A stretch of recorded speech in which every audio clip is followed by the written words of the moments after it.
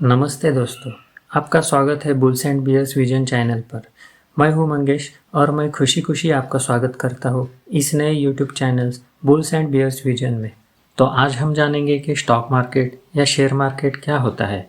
Company को अपना business बढ़ाने के लिए फंड यानी पैसों की ज़रूरत होती है, तो पैसे उठाने के अलग अलग रास्ते होते हैं, जैसे कि एंजल इन्वेस्टर, वेंचर कैपिटल या फिर किसी बैंक से या किसी इंस्टीट्यूशन से पैसा उठाना, और स्टॉक मार्केट यानी पब्लिक से पैसा उठाना। पैसा उठाने के ये जो भी तरीके हैं ये दो कैटेगरीज में डिवाइड होते हैं, एक डेब्ट फाइनेंसिंग और दूसरा इक्विटी फाइनेंसिंग। डेब्ट फाइनेंसिंग द्वारा उठाया गया पैसा यानी कर्ज, इस पे कंपनी को इंटरेस्ट के साथ कुछ टाइम बाद वापस करना पड़ता है, जैसे कि बैंक से लिया गया कर्ज। वही जब कंपनी इक्विटी फाइनेंसिंग द्वारा उठाए गए पैसे, जैसे कि एंजल इन्वेस्टर्स, वेंचर कैपिटल या स्टॉक मार्केट यानी पब्लिक द्वारा उठाया गया पैसा कंपनी को वापस नहीं करना पड़ता, तो कंपनी इनको अपने बिजनेस में हिस्सेदारी देती है। इससे कंपनी को फंड मिल जाता है और इन्वेस्टर को कंपनी में हिस्सेदारी यानी शेयर्स मिल जाते हैं। तो जब कोई कंपनी स्टॉक मार्केट से फंड उठाती है तो उसे इक्विटी फाइनेंसिंग बोलते हैं। स्टॉक मार्केट एक ऐसा प्लेटफॉर्म है जहां पर कोई इन्वेस्टर किसी कंपनी के शेयर्स खरीदकर उस कंपनी में भागीदार बन जाता है, और कोई कंपनी स्टॉक मार्केट से इजीली फंड रेज कर सकती है। जब कंपनी पहली बार पब्लिक से फंड उठाती है उसे आईपीओ यानी इनिशियल पब्लिक ऑफर कहते हैं। आईपीओ में कंपनी पब्लिक से फंड उठाती है और कंपनी में हिस्सेदारी देती है। आईपीओ में सीधे कंपनी और पब्लिक में ट्रांजैक्शन होता है, तो आप किसी कंपनी के जितने भी शेयर्स खरीदते हो उस प्रोपोर्शन में आप उस कंपनी में भागीदार बनते हो। जनरली आईपीओ 3 दिन तक खुला होता है। इस पीरियड में पब्लिक को आईपीओ के लिए अप्लाई करना होता है। उसके बाद शेयर्स की अलॉटमेंट यानी वितरण होता है। आईपीओ में सिर्फ आप शेयर्स खरीद सकते हो, बेच नहीं सकते। शेयर्स बेचने के लिए आपको वो स्टॉक एक्सचेंज पर लिस्ट होने तक का इंतज़ार करना होता है। आईपीओ में शेयर्स की अलॉटमेंट होने के कुछ ही दिन बाद वो स्टॉक एक्सचेंज पर लिस्ट हो जाते हैं।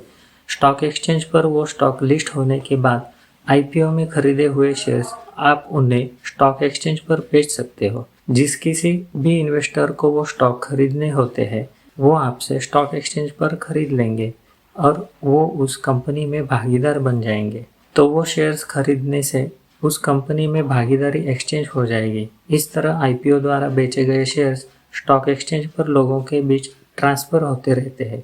इसमें कंपनी शामिल नहीं होती। जब आप आईपीओ द्वारा शेयर्स खरीदते हो तो वो कंपनी और आपके बीच ट्रांजैक्शन होता है, लेकिन जब आप स्टॉक एक्सचेंज पर शेयर्स खरीदते हो तो वो किसी इन्वेस्टर से शेयर्स खरीदते हो।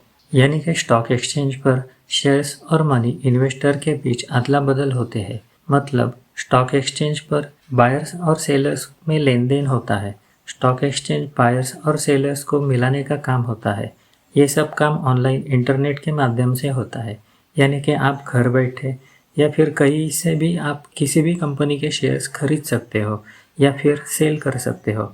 Stock exchange automatic order matching system का इस्तेमाल करता है। जब बायर और सेलर की ऑर्डर मैच हो जाती है तब वो ट्रांजैक्शन पूरा होता है। समझो, किसी बायर को कोई कंपनी के शेयर्स 100 रुपीज़ में बाय करने हैं और ऐसा कोई सेलर मार्केट में 100 रुपीज़ पर उसी कंपनी के शेयर्स सेल करने के लिए रेडी है, तो फिर उन दोनों का ऑर्डर एग्जीक्यूट हो जाएगा और इस तरह से ट्रांजैक्शन पूरा हो जाएगा। चाहे आप स्टॉक एक्सचेंज पर शेयर्स खरीदो या किसी आईपीओ से शेयर्स खरीदो। इसके लिए आपको स्टॉक ब्रोकरेज फर्म के साथ एक डीमैट अकाउंट खोलना होगा। स्टॉक मार्केट में इन्वेस्ट करने के लिए आपको डीमैट अकाउंट कंपलसरी होता है। स्टॉक ब्रोकरेज फर्म मध्यस्थ होते हैं जिनके जरिए आप शेयर्स बाय और सेल कर सकते हैं। इसके बदले में स्टॉक ब्रोकर कुछ चार्ज लेते हैं, इसे ब्रोकरेज कहते हैं। Demat account bank saving account की तरह ही होता है। जैसे आप सेविंग अकाउंट में पैसे रखते हो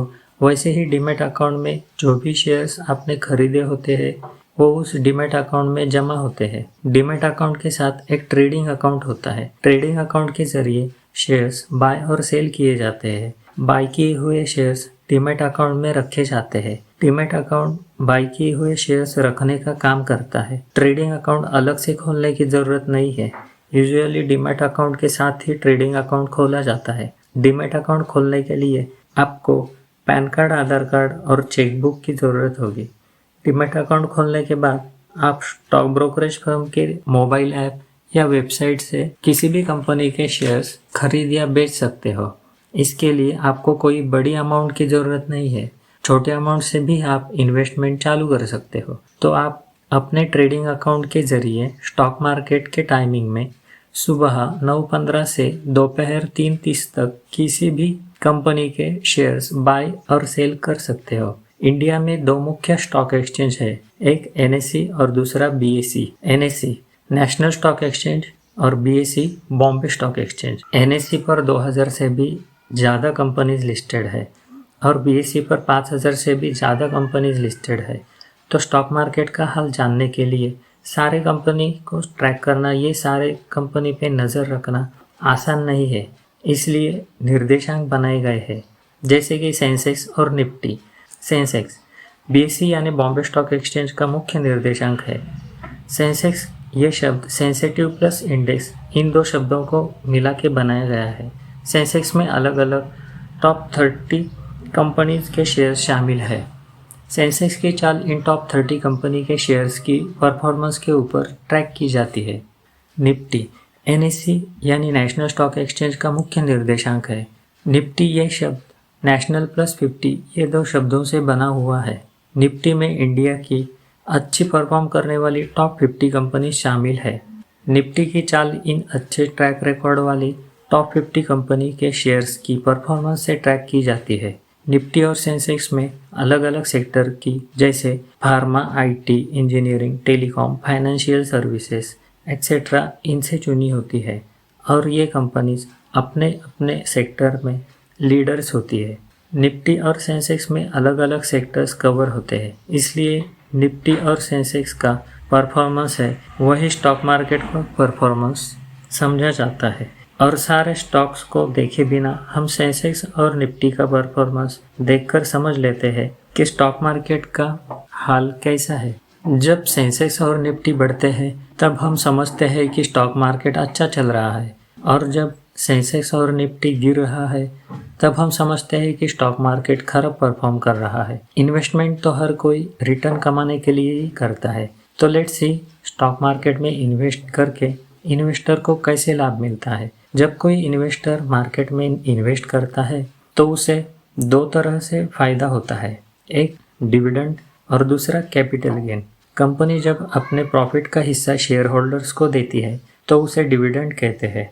शेयर होल्डर्स को डिविडेंड देना कंपनी को कंपलसरी नहीं होता। शेयर होल्डर्स को डिविडेंड देना है या नहीं, ये कंपनी के बोर्ड ऑफ डायरेक्टर्स के ऊपर डिपेंड होता है।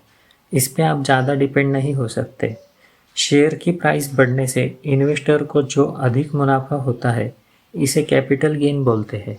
मान लो कि 2 साल पहले आपने एक कंपनी का शेयर्स खरीदा था 500 रुपीज़ में और अब वो बढ़कर 800 रुपीज़ हो गया है, तो उस 300 रुपीज़ का उसमें कैपिटल गेन हुआ है। कैपिटल गेन यही मार्केट में पैसा कमाने का मेन सोर्स है। लॉन्ग टर्म में शेयर्स की प्राइस कंपनी के ग्रोथ को फॉलो करती है। अगर कंपनी अच्छा काम करके प्रॉफिट में चलती है तो शेयर्स की प्राइस भी बढ़ती रहती है और इन्वेस्टर को प्रॉफिट होता है। सिमिलरली जब कंपनी खराब परफॉर्म करती है तब कंपनी के शेयर्स की प्राइस भी कम हो जाती है। तो इसके लिए आपको कंपनी के परफॉर्मेंस को अच्छा से स्टडी करना होगा और तभी आपको उसमें इन्वेस्ट करने के बारे में सोचना होगा। तो स्टडी किस प्रकार से करनी है ये जानेंगे हम नेक्स्ट वीडियो में। अगर आपको ये वीडियो पसंद आया है तो हमारे चैनल को सब्सक्राइब करें, लाइक करें और अपने दोस्तों के साथ शेयर करें।